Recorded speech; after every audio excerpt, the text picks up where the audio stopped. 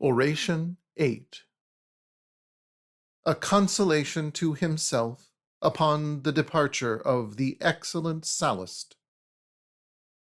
Ah, my beloved comrade, unless I tell you all that I said to myself when I learned that you were compelled to journey far from my side, I shall think I am deprived of some comfort. Or rather, I shall consider that I have not even begun to procure some assuagement for my grief, unless I have first shared it with you. For we too have shared in many sorrows, and also in many pleasant deeds and words, in affairs private and public, at home and in the field, and therefore for the present troubles, be they what they may, we must needs discover some cure, some remedy that both can share. But who will imitate for us the lyre of Orpheus? Who will echo for us the songs of the sirens, or discover the drug Nepenthe? Though that was perhaps some tale full of Egyptian lore, or such a tale as the poet himself invented, when in what follows he wove in the story of the sorrows of the Trojans, and Helen had learned it from the Egyptians. I do not mean a tale of all the woes that the Greeks and Trojans inflicted on one another, but rather tales such as they must be that will dispel the griefs of men's souls, and have power to restore cheerfulness and calm. For pleasure and pain, methinks, are connected at their source, and succeed each other in turn, and philosophers assert that in all that befalls the wise man, the very greatest trials afford him as much felicity as vexation. And thus, as they say, does the bee extract sweet dew from the bitterest herb that grows on Hymettus, and works it into honey. Even so, bodies that are naturally healthy and robust are nourished by any kind of food, and food that often seems unwholesome for others, far from injuring them, makes them strong. On the other hand, the slightest causes usually inflict very serious injuries on persons who by nature or nurture, or owing to their habits, have an unsound constitution and are lifelong invalids. Just so with regard to the mind. Those who have so trained it that it is not altogether unhealthy, but moderately sound, though it do not indeed exhibit the vigor of Antisthenes or Socrates, or the courage of Callisthenes, or the imperturbability of Polemon, but so that it can, under the same conditions as theirs, adopt the golden mean, they, I say, will probably be able to remain cheerful in more trying conditions. For my part, when I put myself to the proof, to find out how I am and shall be affected by your departure, I felt the same anguish as when at home I first left my preceptor. For everything flashed across my mind at once, the labors that we shared and endured together, our unfeigned and candid conversation, our innocent and upright intercourse, our cooperation in all that was good, our equally matched and never repented zeal and eagerness in opposing evildoers. How often we supported each other with one equal temper, how alike were our ways, how precious our friendship. Then, too, there came into my mind the words, "Then was Odysseus left alone." For now I am indeed like him, since the god has removed you, like Hector, beyond the range of the shafts which have so often been aimed at you by sycophants, or rather at me, since they desired to wound me through you. For they thought that only thus should I be vulnerable, if they should deprive me of the society of a faithful friend and devoted brother in arms, one who never on any pretext failed to share the dangers that threatened me. Moreover, the fact that you now have a smaller share than I in such labors and dangers does not, I think, make your grief less than mine, but you feel all the more anxiety for me and any harm that may befall my person. For even as I never set your interests second to mine, so have I ever found you equally well disposed towards me. I am therefore naturally much chagrined that to you, who with regard to all others can say, I heed them not, for my affairs are prosperous, I alone occasion sorrow and anxiety. However, this sorrow it seems we share equally, though you grieve only on my account, while I constantly feel the lack of your society, and call to mind the friendship that we pledged to one another, that friendship which we ever cemented afresh, based as it was, first and foremost, on virtue, and secondly, on the obligations which you continually conferred on me, and I on you. Not by oaths or by any such ties did we ratify it, like Theseus and Pirithous, but by being of the same mind and purpose, in that so far from forbearing to inflict injury on any citizen, we never even debated any such thing with one another. But whether anything useful was done or planned by us in common, I will leave to others to say. Now, that it is natural for me to be grieved by the present event, on being parted for ever so short a time, and God grant that it may be short, from one who is not only my friend, but my loyal fellow worker, I think even Socrates, that great herald and teacher of virtue, will agree. So far, at least, as I may judge from the evidence on which we rely for our knowledge of him, I mean the words of Plato. At any rate, what he says is, ever more difficult did it seem to me to govern a state rightly, for neither is it possible to achieve anything without good friends and loyal fellow workers, nor is it very easy to obtain enough of these. And if Plato thought this more difficult than digging a canal through Mount Athos, what must we expect to find it, we who in wisdom and knowledge are more inferior to him than he was to God?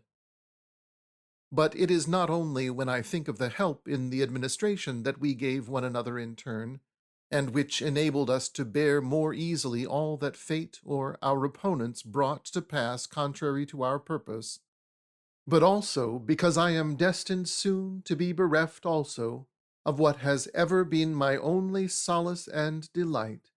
It is natural that I am and have been cut to the very heart. For in the future, to what friend can I turn as loyal as yourself? With whose guileless and pure frankness shall I now brace myself?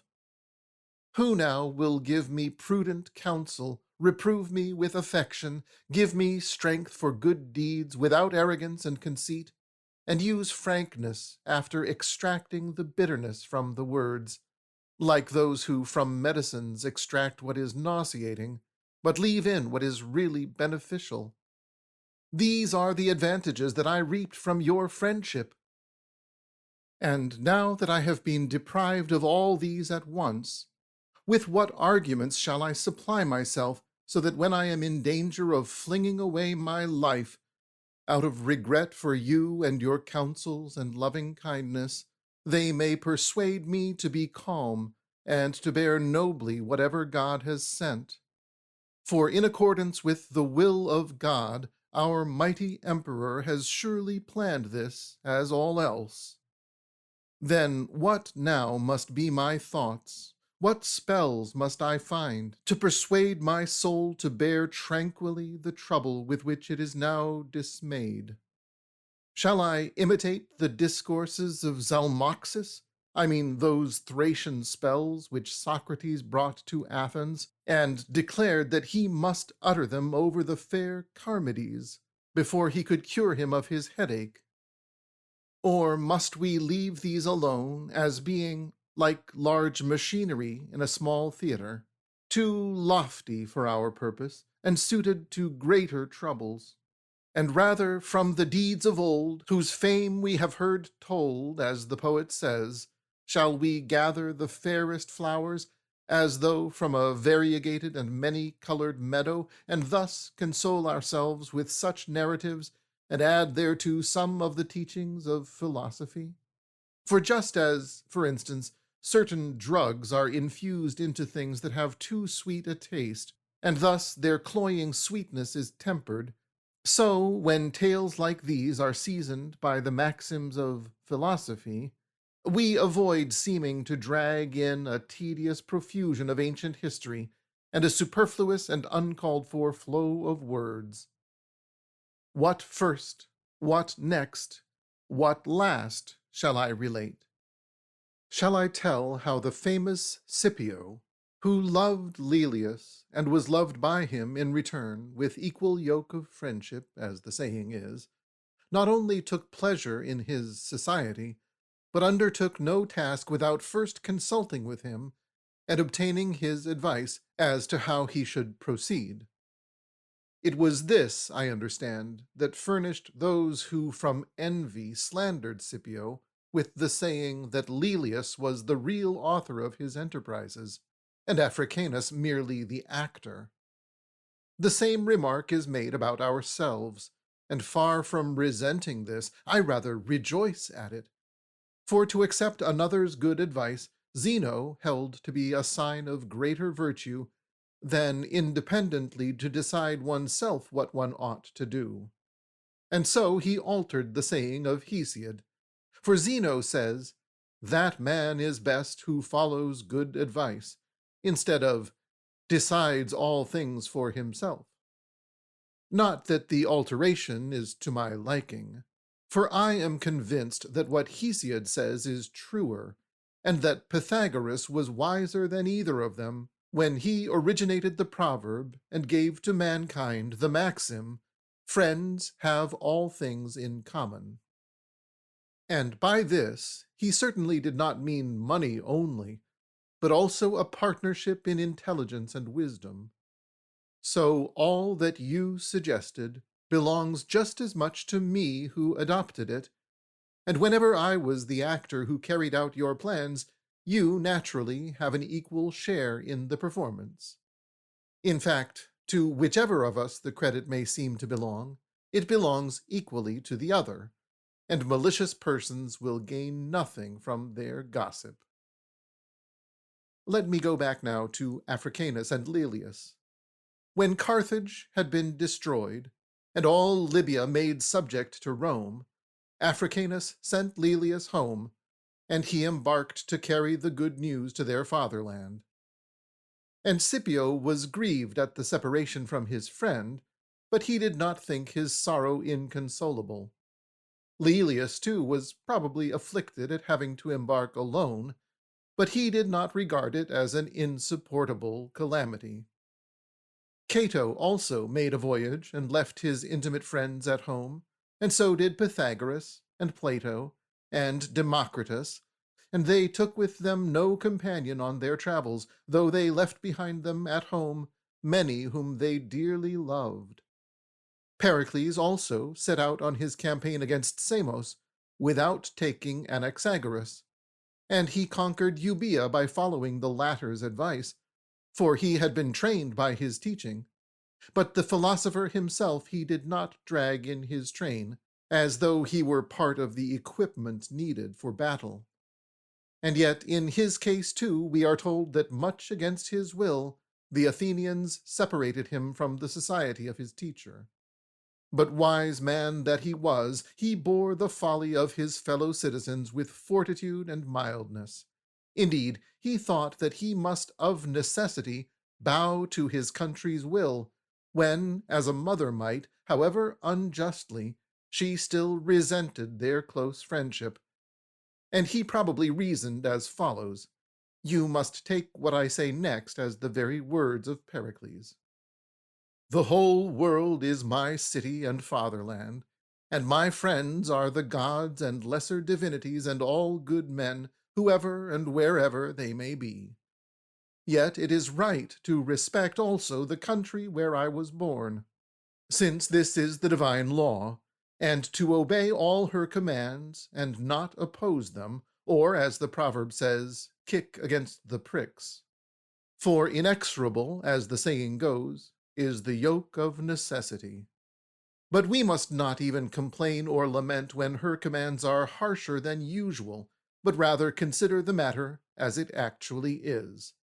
She now orders Anaxagoras to leave me, and I shall see no more my best friend, on whose account the night was hateful to me, because it did not allow me to see my friend. But I was grateful to daylight and the sun, because they allowed me to see him whom I loved best. But, Pericles, if nature had given you eyes only, as she has to wild beasts, it would be natural enough for you to feel excessive grief.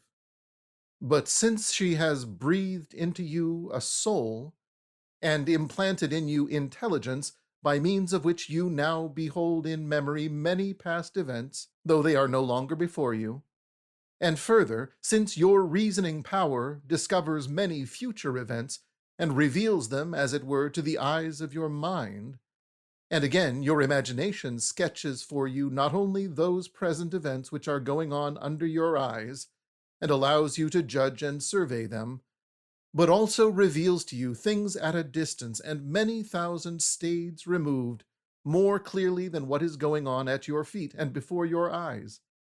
What need is there for such grief and resentment? And to show that I have authority for what I say, the mind sees and the mind hears, says the Sicilian. And mind is a thing so acute and endowed with such amazing speed that when Homer wishes to show us one of the gods employing incredible speed in traveling, he says, as when the mind of a man darts swiftly. So if you employ your mind, you will easily from Athens see one who is in Ionia, and from the country of the Celts one who is in Illyria or Thrace, and from Thrace or Illyria one who is in the country of the Celts. And moreover, though plants, if removed from their native soil when the weather and the season are unfavorable, cannot be kept alive, it is not so with men, who can remove from one place to another without completely deteriorating or changing their character, and deviating from the right principles that they had before adopted. It is therefore unlikely that our affection will become blunted, if indeed we do not love and cherish each other the more for the separation. For wantonness attends on satiety, but love and longing on want. So in this respect we shall be better off if our affection tends to increase, and we shall keep one another firmly set in our minds like holy images. And one moment I shall see Anaxagoras, and the next he will see me, though nothing prevents our seeing one another at the same instant. I do not mean our flesh and sinews and bodily outline and breasts in the likeness of the bodily original, though perhaps there is no reason why these two should not become visible to our minds. But I mean our virtue, our deeds and words, our intercourse, and those conversations which we so often held with one another, when in perfect harmony we sang the praises of education and justice and mind that governs all things mortal and human, when, too, we discussed the art of government and law and the different ways of being virtuous and the noblest pursuits, everything, in short, that occurred to us, when, as occasion served, we mentioned these subjects. If we reflect on these things and nourish ourselves with these images, we shall probably pay no heed to the visions of dreams in the night, nor will the senses, corrupted by the alloy of the body, exhibit to our minds empty and vain phantoms.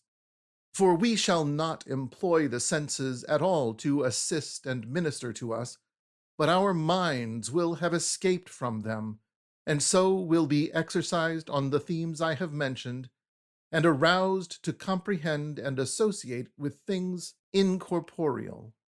For by the mind we commune even with God, and by its aid we are enabled to see and to grasp things that escape the senses and are far apart in space, or rather, have no need of space. That is to say, all of us who have lived so as to deserve such a vision, conceiving it in the mind, and laying hold thereof. Ah, but Pericles, inasmuch as he was a man of lofty soul, and was bred as became a free man in a free city, could solace himself with such sublime arguments, whereas I, born of such men as now are, must beguile and console myself with arguments more human. And thus I assuage the excessive bitterness of my sorrow, since I constantly endeavor to devise some comfort for the anxious and uneasy ideas which keep assailing me as they arise from this event, like a charm against some wild beast that is gnawing into my very vitals and my soul. And first and foremost of the hardships that I shall have to face is this, that now I shall be bereft of our guileless intercourse and unreserved conversation. For I have no one now to whom I can talk with anything like the same confidence. What, you will say, cannot I easily converse with myself? Nay, will not someone rob me even of my thoughts, and besides compel me to think differently, and to admire what I prefer not to admire? Or does this robbery amount to a prodigy unimaginable, like writing on water, or boiling a stone, or tracing the track of the flight of birds on the wing? Well then, since no one can deprive us of our thoughts, we shall surely commune with ourselves in some fashion, and perhaps God will suggest some alleviation. For it is not likely that he who entrusts himself to God will be utterly neglected and left wholly desolate. But over him God stretches his hand, endues him with strength, inspires him with courage, and puts into his mind what he must do. We know, too, how a divine voice accompanied Socrates, and prevented him from doing what he ought not. And Homer also says of Achilles, she put the thought in his mind, implying that it is God who suggests our thoughts, when the mind turns inwards and first communes with itself, and then with God alone by itself, hindered by nothing external. For the mind needs no ears to learn with, still less does God need a voice to teach us our duty. But apart from all sense perception, communion with God is vouchsafed to the mind. How and in what manner I have not now leisure to inquire, but that this does happen is evident, and there are sure witnesses thereof, men not obscure or only fit to be classed with the Megarians, but such as have borne the palm for wisdom. It follows, therefore, that since we may expect that God will be present with us in all our doings, and that we shall again renew our intercourse, our grief must lose its sharpest sting. For indeed, in the case of Odysseus too, who was imprisoned on the island for all those 7 years, and then bewailed his lot, I applaud him for his fortitude on other occasions, but I do not approve those lamentations. For of what avail was it for him to gaze on the fishy sea and shed tears? Never to abandon hope and despair of one's fate, but to play the hero in the extremes of toil and danger, does indeed seem to me more than can be expected of any human being. But it is not right to praise, and not to imitate the Homeric heroes, or to think that whereas God was ever ready to assist them, he will disregard the men of our day, if he sees that they are striving to attain that very virtue for which he favored those others. For it was not physical beauty that he favored, since in that case Nireus would have been more approved, nor strength, for the Lestrygons and the Cyclops were infinitely stronger than Odysseus, nor riches, for had that been so, Troy would never have been sacked. But why should I myself labor to discover the reason why the poet says that Odysseus was beloved by the gods, when we can hear it from himself. It was, because thou art so wary, so ready of wit, so prudent.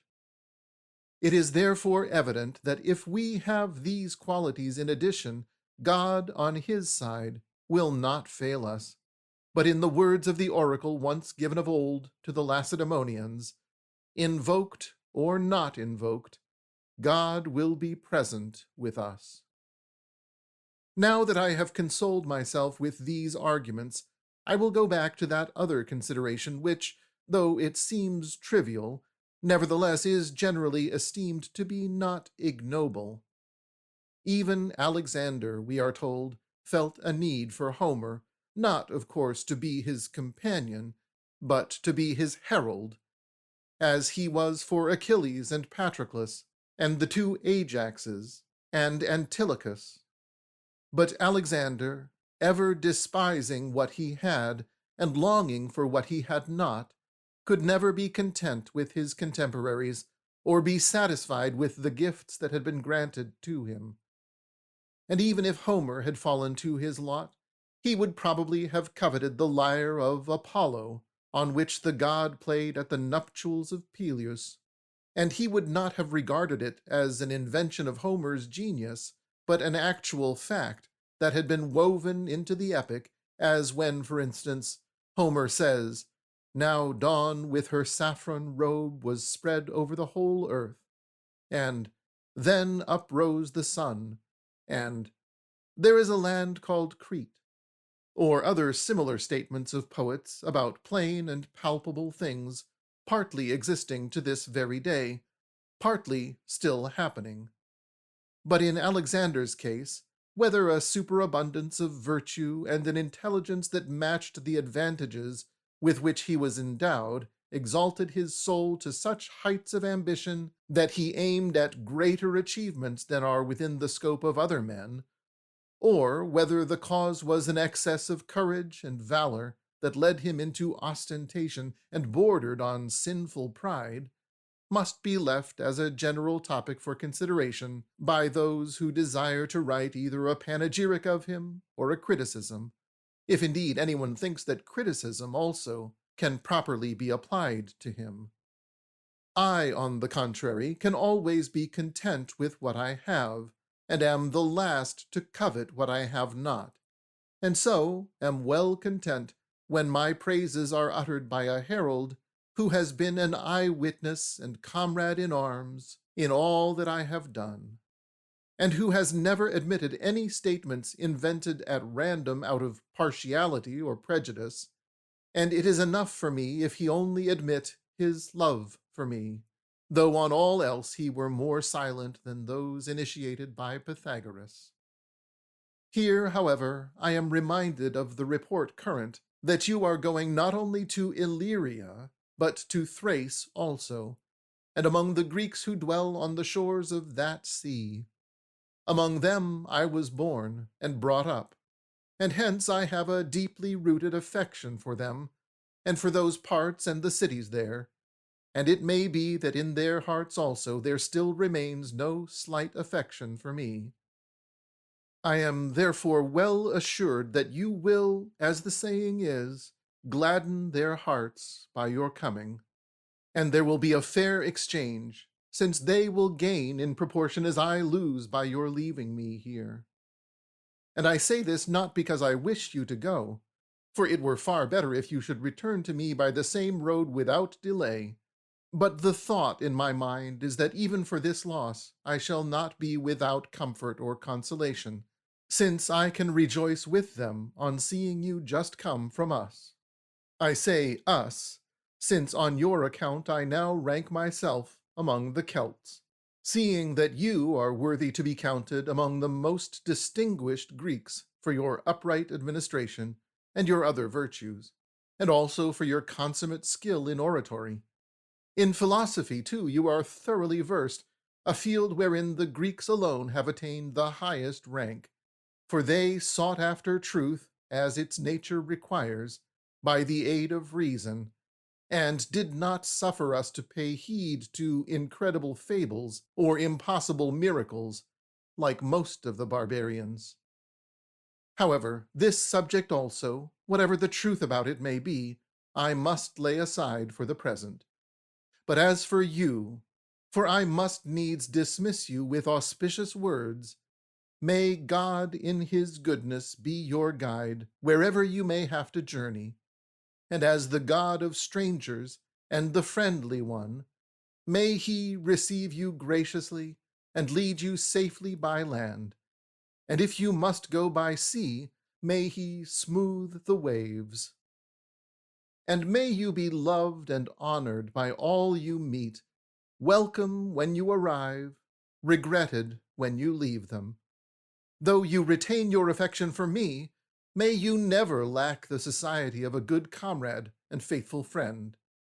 And may God make the Emperor gracious to you, and grant you all else according to your desire, and make ready for you a safe and speedy journey home to us. In these prayers for you I am echoed by all good and honorable men. And let me add one prayer more. Health and great joy be with thee, and may the gods give thee all things good, even to come home again to thy dear fatherland.